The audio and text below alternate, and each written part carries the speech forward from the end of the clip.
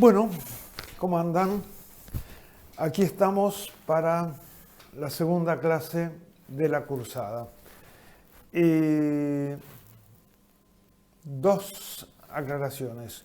Una, el cuerpo principal de la clase es la misma que utilizamos, o sea, es la misma grabación de la clase que utilizamos en el primer cuatrimestre, no, nada ha cambiado.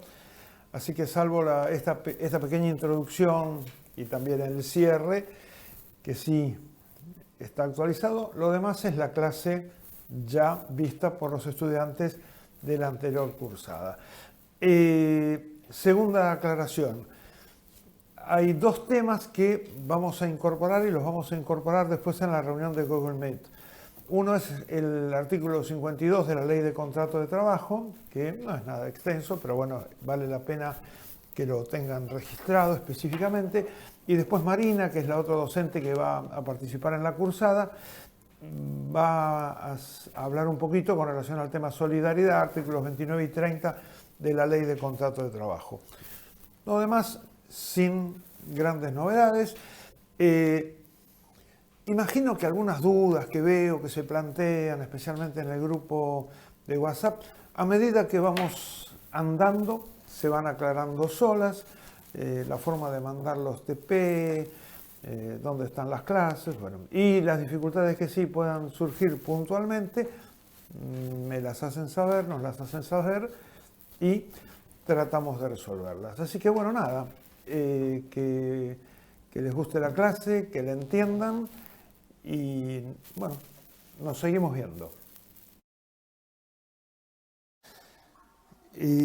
Hoy vamos a tener, podríamos decir, tres partes, dividir en tres partes de la clase.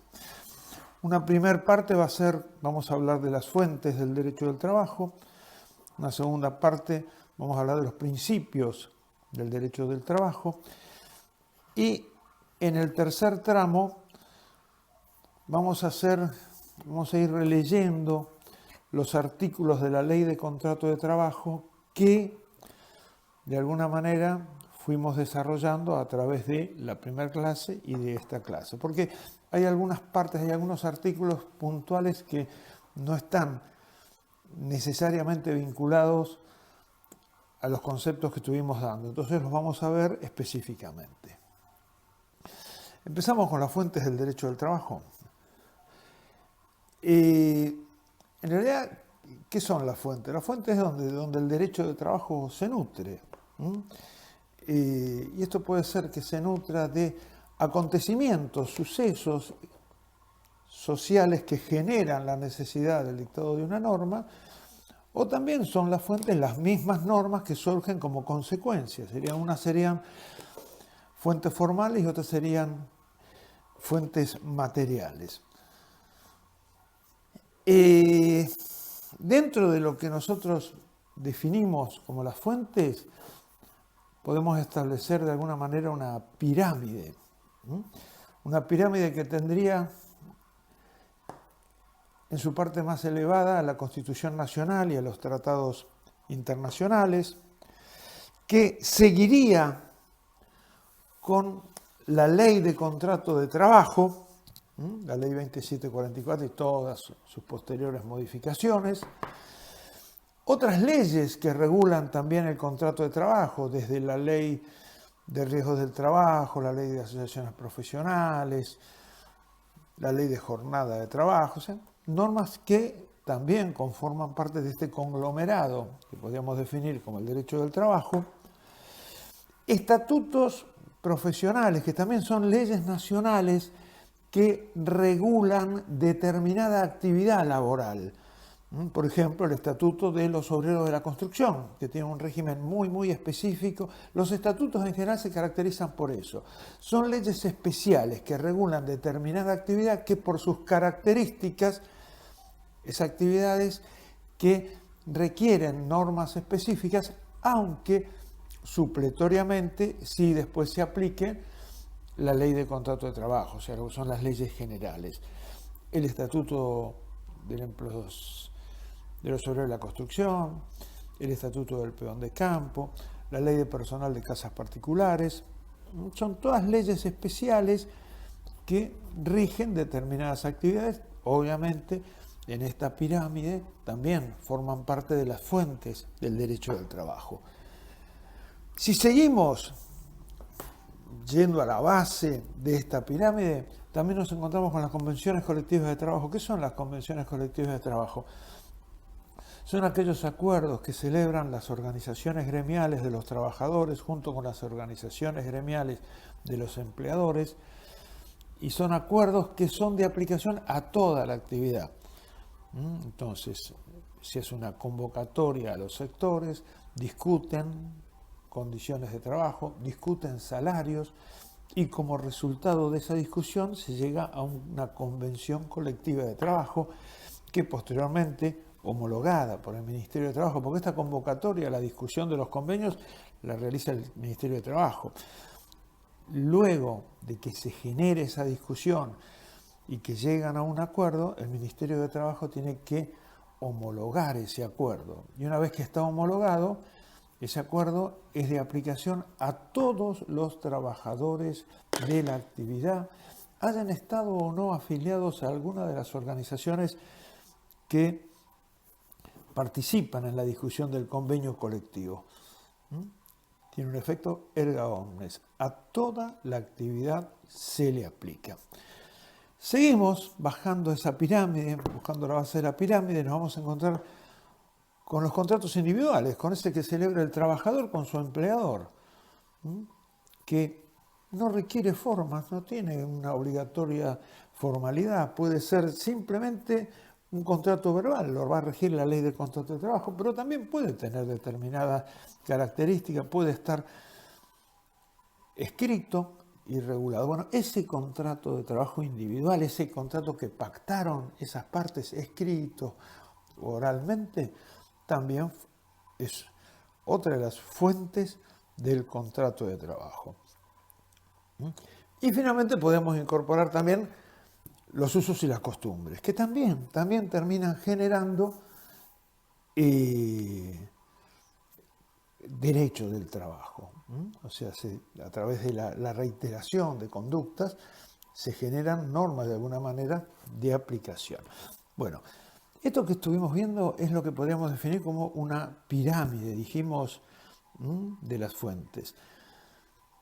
Y esa pirámide la establecíamos a partir de la jerarquía de la norma. Por eso arriba pusimos la Constitución Nacional y los tratados internacionales. Después fuimos bajando, hasta llegar a los usos y costumbres.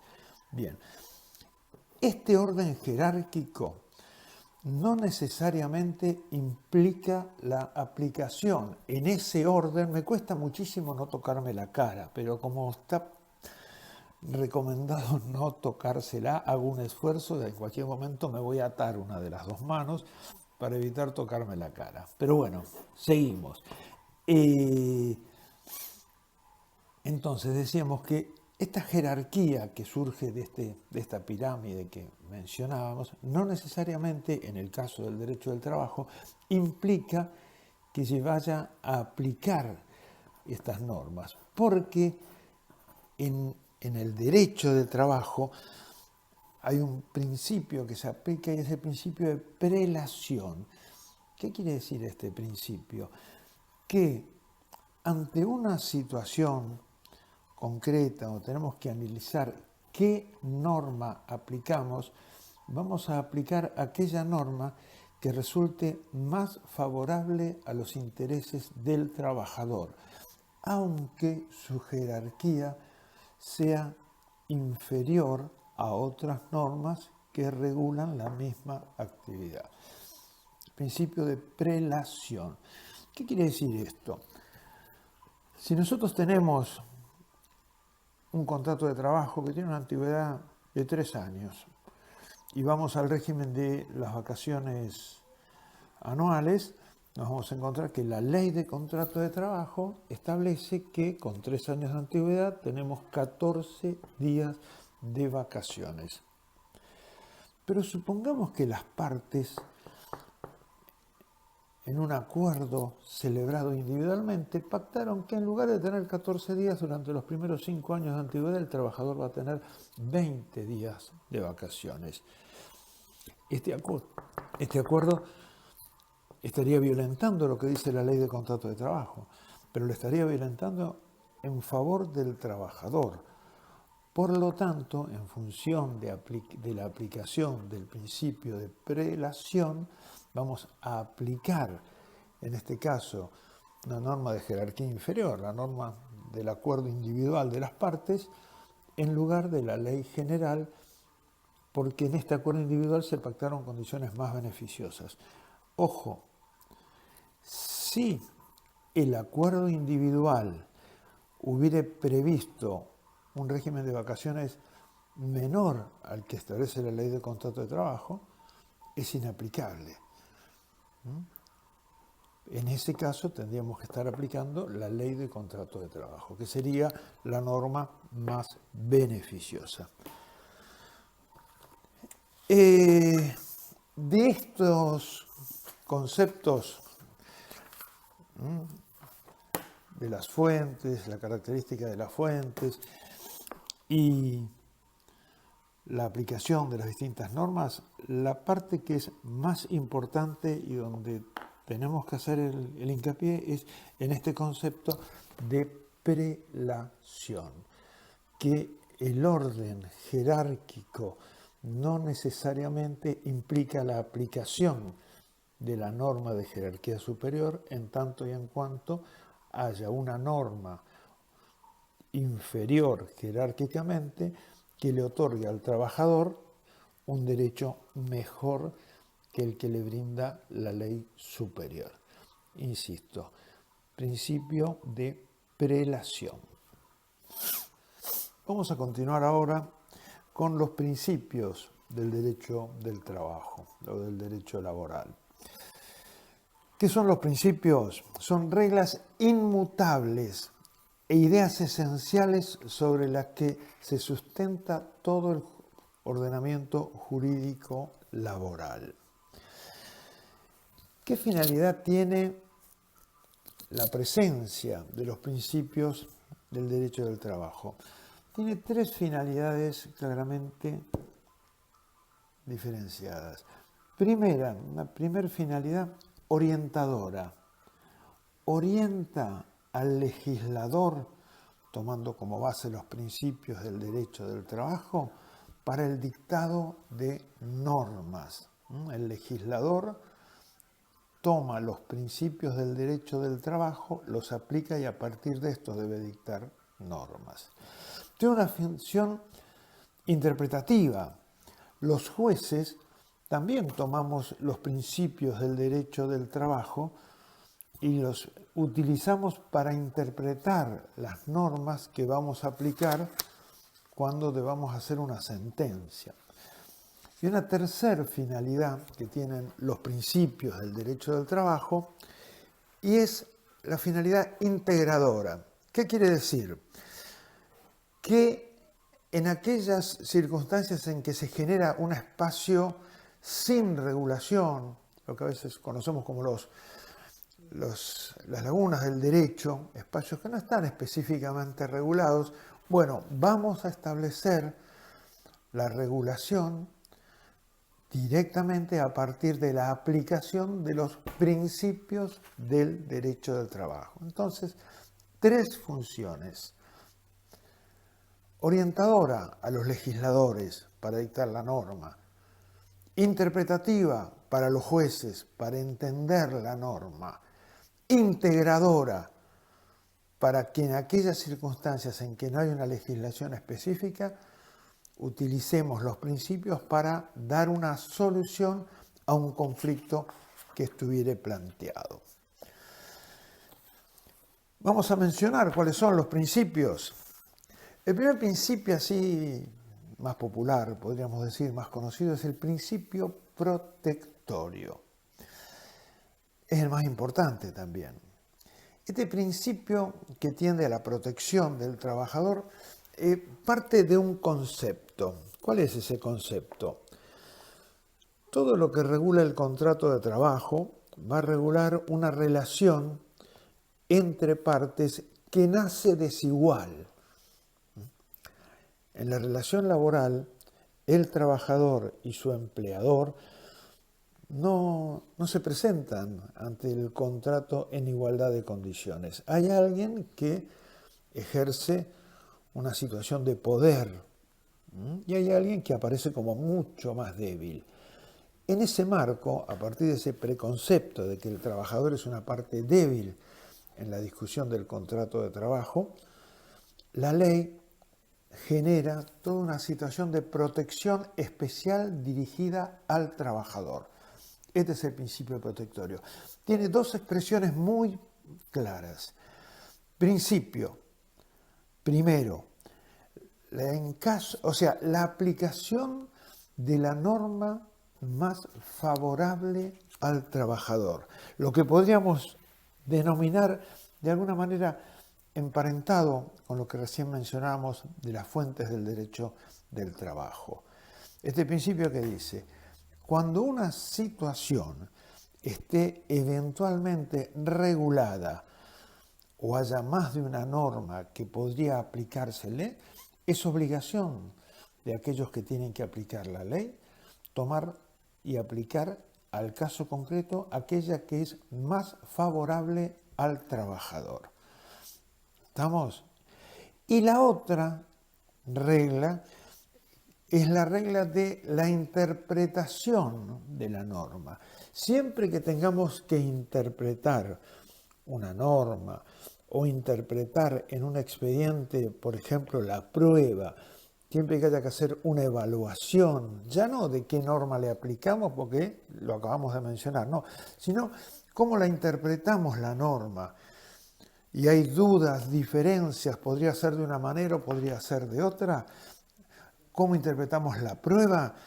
Hay dudas, podría ser de una manera, podría ser de otra.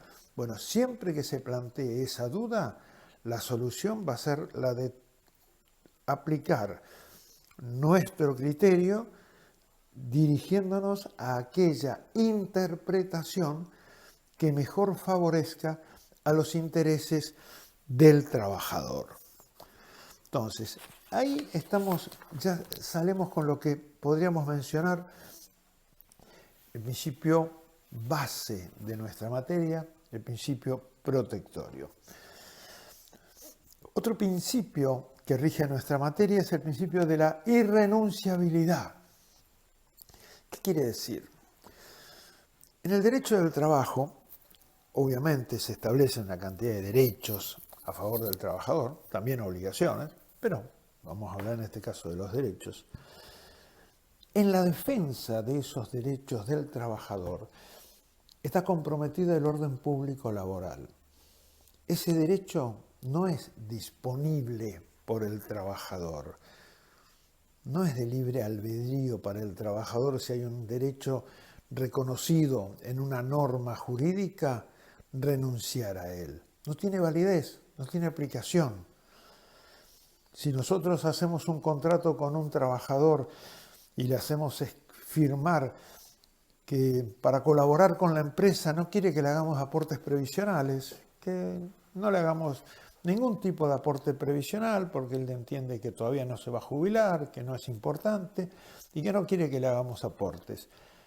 Y lo firma ante testigos, le hacemos certificar la firma ante un escribano, lo hacemos a través de un acta notarial para que sea indubitable esa expresión de voluntad del trabajador. Sin embargo, esa expresión no tiene eficacia, es nula. ¿Por qué? Porque está renunciando a un derecho que es irrenunciable. No tiene validez. Un trabajador no firma un contrato de trabajo en el cual renuncia al sueldo anual complementario, al aguinaldo. Dice, no, yo en este acuerdo me interesa el trabajo, por lo tanto renuncio a cobrar el aguinaldo. Firma y en un momento determinado reclama ese aguinaldo y va a tener derecho a reclamarlo, porque esa firma no tiene eficacia, porque está renunciando a un derecho irrenunciable. ¿Por qué? Porque está el orden público laboral. Esto es como que nosotros quisiéramos renunciar a determinadas situaciones donde el orden público también, o sea, en el caso del derecho penal, las denuncias penales, salvo en el caso de aquellos delitos personalísimos, donde nosotros no podemos decir, no, listo, no quiero que siga la acción, ¿eh?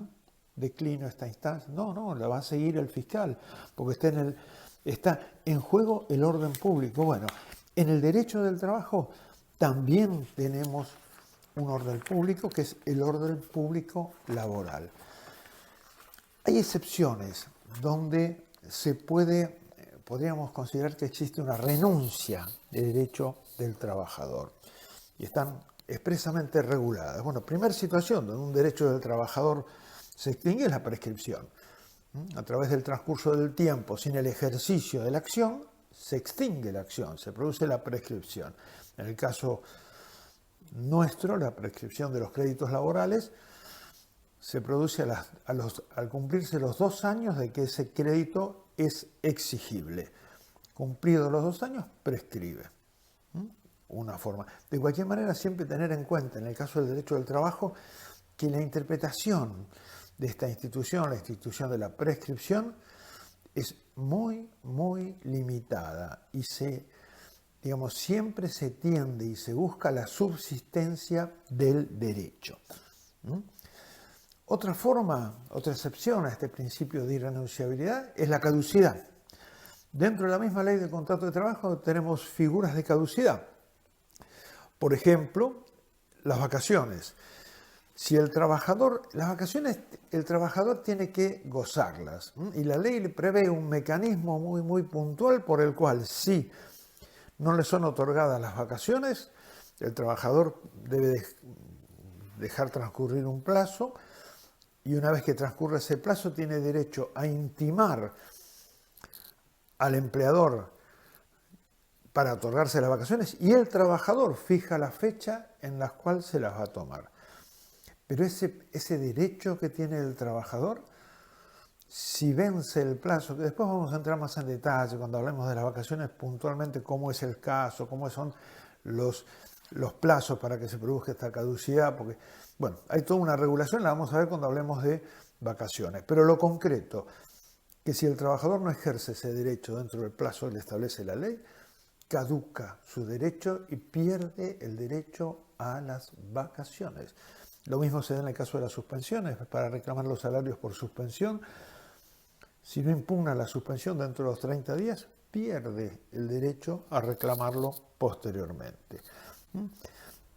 Otra forma de extinción del derecho sería a través de un acuerdo conciliatorio en un expediente judicial. Ahí a través de la presentación de un acuerdo, la homologación que tenemos que dictar los jueces, recuerdan, esto lo hablamos, del tema de que nosotros tenemos que hacer un análisis y ver de que efectivamente hubiera una justa composición de derechos. Bueno, en ese marco también se produce la extinción del derecho en el marco de una conciliación. Otro principio del derecho del trabajo, el principio de la conservación del trabajo o del empleo. La conservación, la subsistencia del contrato. ¿Qué quiere decir esto? Cuando nos encontremos ante una situación de duda, deberá resolverse esa situación siempre apuntando a que el contrato de trabajo mantenga vigencia. Por ejemplo, si se produjera una situación donde el trabajador deja de concurrir y pasa un tiempo y deja de concurrir a cumplir sus tareas, no se presume que abandonó el trabajo.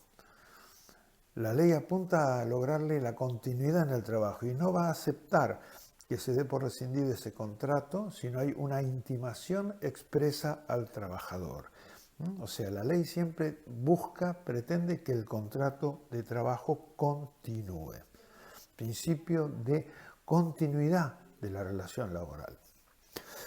Otro principio también muy importante es el principio de la primacía de la realidad. ¿Qué quiere decir esto?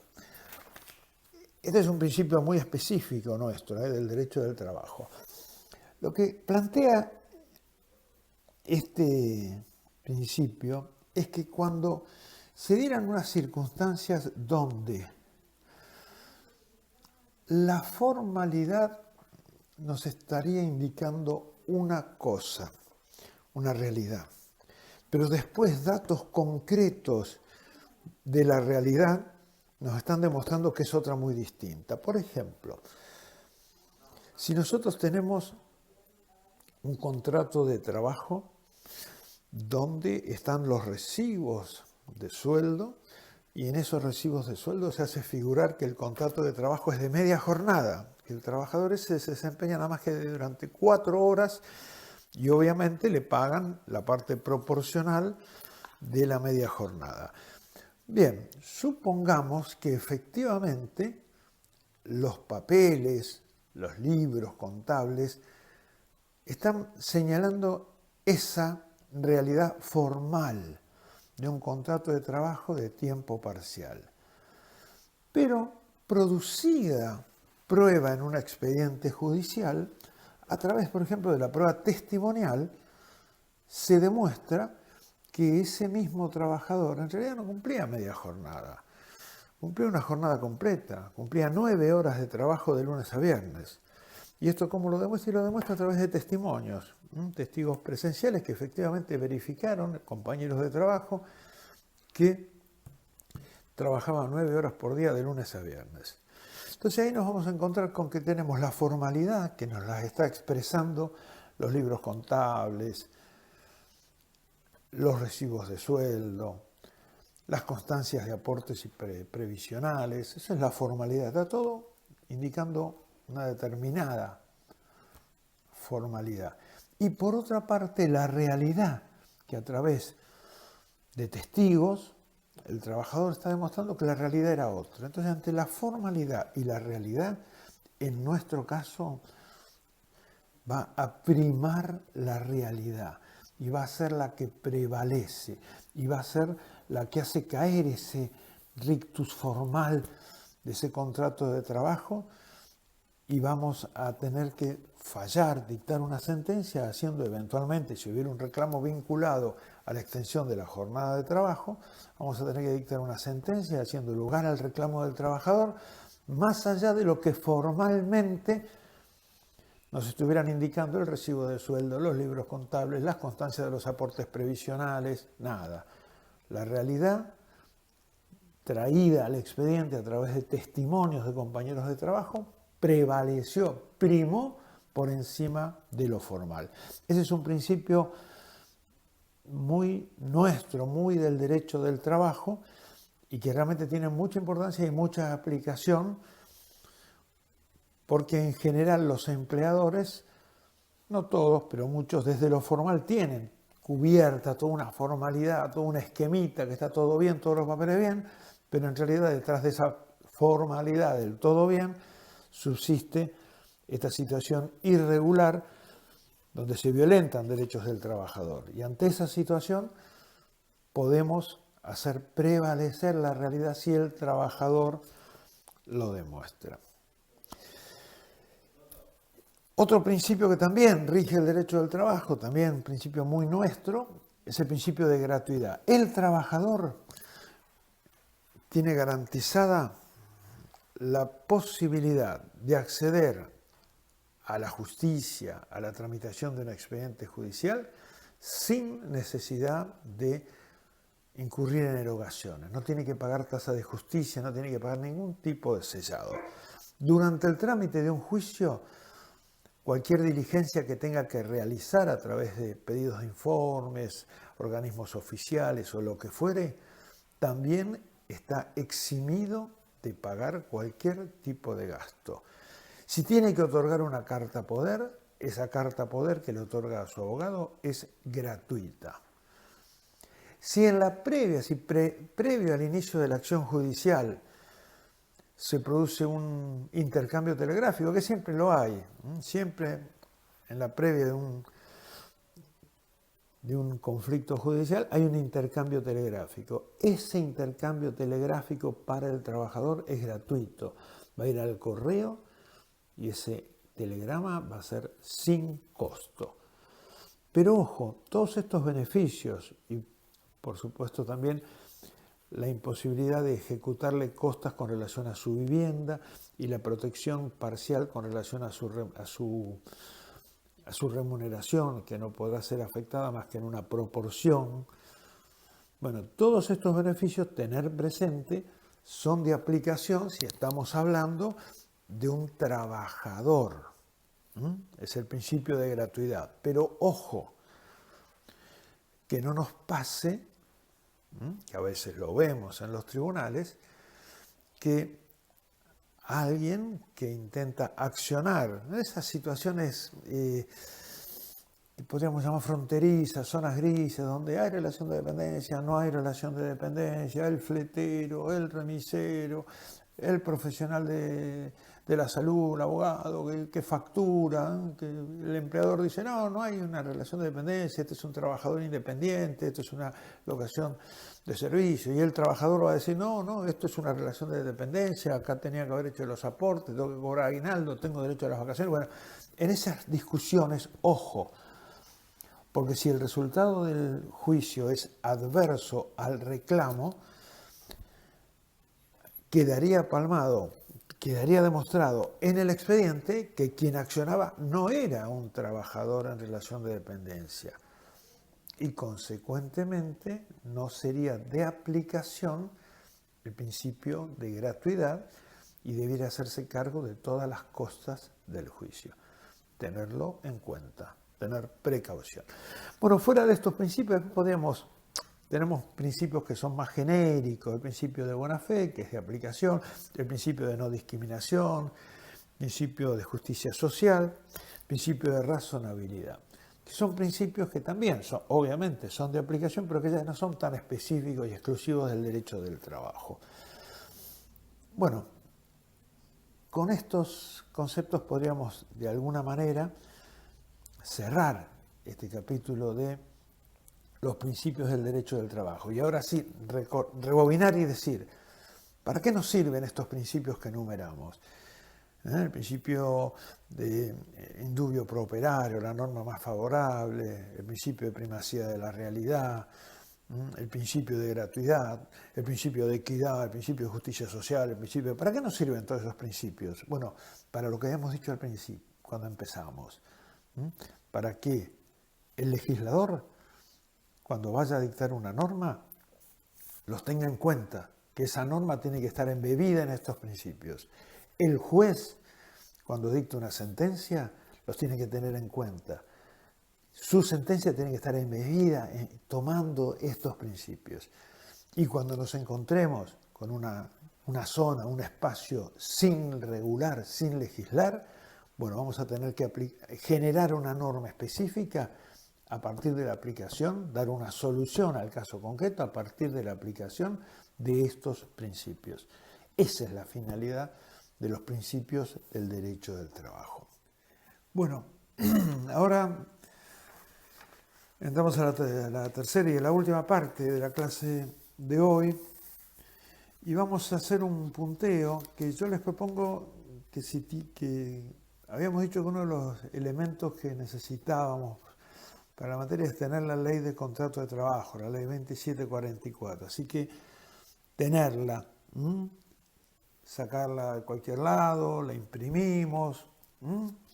Bueno, para esta parte sería importante que mientras vamos viendo hagamos un punteo de los artículos que fuimos pasando, pero que ustedes tuvieran a la vista la ley, porque además también de paso van a poder registrar algunos artículos a los cuales por ahí en esta etapa no les vamos a dar mayor trascendencia, los vamos a dejar para otro momento. Entonces, bueno, tienen que puntear esto.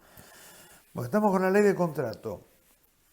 Primer artículo de la ley de contrato de trabajo, lo que estuvimos charlando hoy. Artículo 1, fuentes, las fuentes de regulación, la ley, las leyes, estatutos, o sea, lo que fuimos diciendo con relación al orden jerárquico y a la prelación, tener siempre presente el tema este de la prelación en las normas jurídicas. El ámbito de aplicación, lo menciona el artículo 2, Esta ley se aplica a todos los trabajadores en relación de dependencia. Los únicos que quedan excluidos son los trabajadores del Estado. El empleo público está fuera de la ley de contrato de trabajo. Tiene una regulación aparte, salvo que, y esto puede ocurrir, que el Estado acuerde con algún sector de la administración que ese sector se regule por la ley de contrato de trabajo. Entonces, ¿la norma cuál es? El empleo público está fuera de la ley de contrato de trabajo. Si hay una expresa resolución, disposición que los incorpora, bueno, se incorporarán. El artículo 3, el artículo 4 define el concepto de trabajo, que es lo que estuvimos viendo en la clase anterior. El 5 define el concepto de empresa.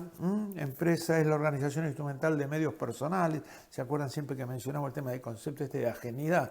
Un trabajador es ajeno, se inserta en una estructura, pero es una estructura que le es ajena. El artículo 6 define el establecimiento, es la unidad técnica de ejecución. El artículo 7, condiciones menos favorables, nulidad, uno de los principios que acabamos de ver. Las partes en ningún caso pueden pactar condiciones menos favorables para el trabajador que las dispuestas por las normas legales, convenciones colectivas. Tales actos llevan aparejada la sanción de nulidad, son nulos esos acuerdos. ¿Bien? ¿Se acuerdan? Orden público laboral. Estuvimos charlando. Artículo 7. Artículo 8. Condiciones más favorables. Las convenciones colectivas de trabajo o laudos con fuerza de tales. Hablamos de que era una convención colectiva que reúna los requisitos formales exigidos por la ley, homologada por el Ministerio de Trabajo, son aplicables a todos los trabajadores. Artículo 9. El principio de la norma más favorable para el trabajador. Lo acabamos de ver, una de las dos expresiones del principio protector. Artículo 10. Conservación del empleo. También lo acabamos de ver. Artículo 11. Cuando una cuestión no puede resolverse por la aplicación de las normas que rigen el contrato de trabajo, se decidirán conforme a los principios de la justicia social y a los generales del derecho del trabajo, la equidad y la buena fe. Lo que acabamos de mencionar. Cuando una cuestión no puede resolverse por la aplicación de las normas, cuando se produzca un bache, la vamos a tener que resolver a partir de la aplicación de los principios del derecho del trabajo. Artículo 12. Irrenunciabilidad. Nula y sin valor toda convención de partes que suprima, reduzca derechos previstos en esta ley. Nula. La renuncia del trabajador a sus derechos es nula. Son derechos irrenunciables. Artículo 13. La cláusula del contrato que modifiquen en perjuicio del trabajador, una consecuencia del anterior. El artículo 15. Vamos hasta el 15. Acuerdos transaccionales. Es lo que mencionamos. El artículo desarrolla todo cómo es la generación y la elaboración de un acuerdo transaccional, la intervención de los jueces y la obligación de la homologación para que esto tenga fuerza de sentencia, cosa juzgada, tiene que estar homologada. Artículo 17, prohibición de hacer discriminaciones. Artículo 18, que esto no lo vimos. Tiempo de servicio. Prestarle atención. Cuando se concedan derechos al trabajador en función de su antigüedad, se considerará tiempo de servicio el efectivamente trabajado desde el comienzo de la vinculación, el que corresponda a los sucesivos contratos a paso que pudieran haber celebrado las partes. O sea, ¿qué quiere decir? Cuando entre dos partes, empleado, dependiente, trabajador y empresario, hubiere en distintos momentos distintos contratos, un contrato renunció, vuelve a entrar 2 años después, vuelve a renunciar, se va. A los fines de establecer la antigüedad de ese contrato de trabajo, se suman todos los periodos. Estuvo 2 años, después estuvo 3, ya van 5, y ahora hace 6 años que está. 5 más 6 tiene una antigüedad de 11 años.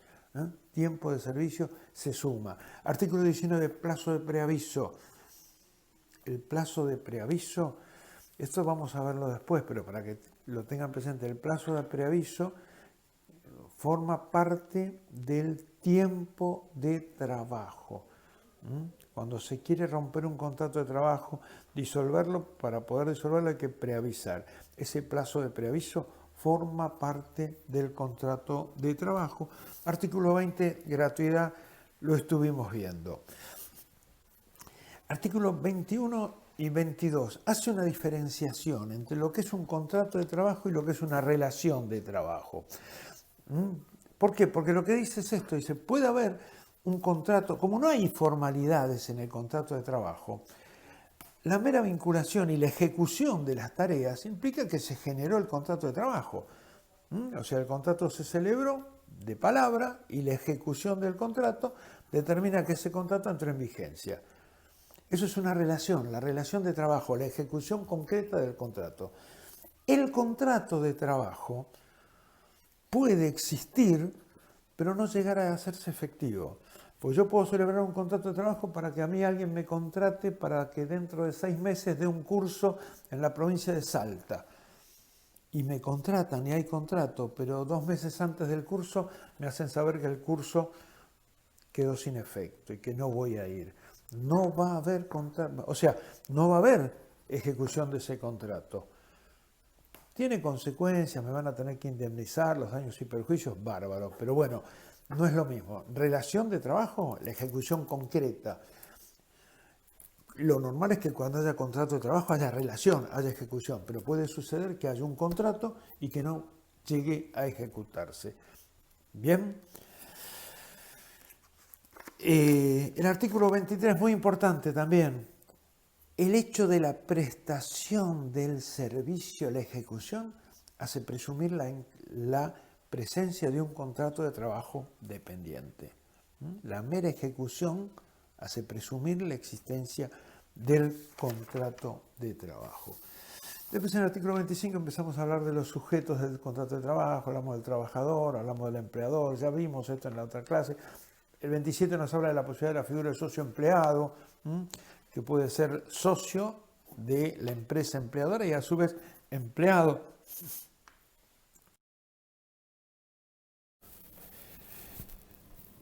Bueno, pasó la clase, nos juntamos el viernes 9:30 en el Google Meet. Un rato antes les mando el link para que se puedan enganchar.